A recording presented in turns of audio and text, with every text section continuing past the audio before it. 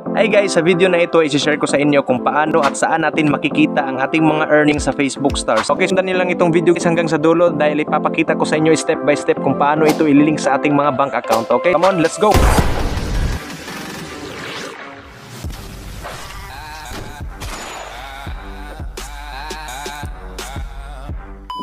Okay, simulan na natin. Punta tayo sa ating Facebook. Then tap natin itong may tatlong linya sa ating Facebook profile. Okay.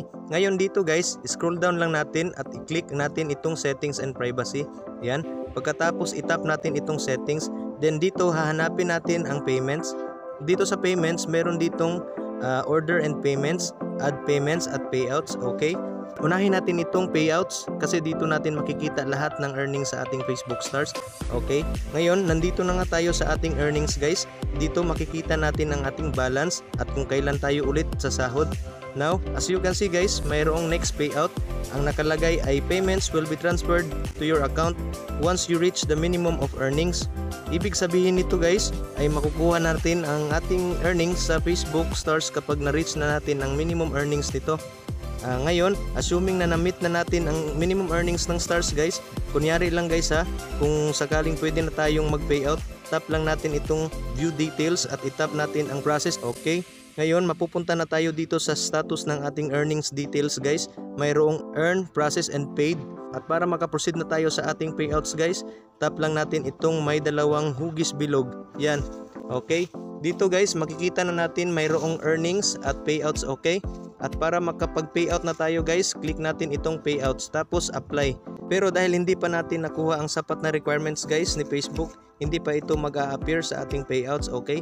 Kaya make sure natin guys na nakaset ito sa ating earnings. Ngayon balik tayo sa payments at itap itong ads payments. Dito sa ads payments guys ay kailangan nating malaman kung active ba ang ating gamit na account. Okay? Make sure natin guys na active ito. At para makasiguro tap natin itong add payments method guys na sa inyo talaga ang account na ginagamit for payouts. Dito naman sa orders and payments, dito natin maililink ang ating bank account.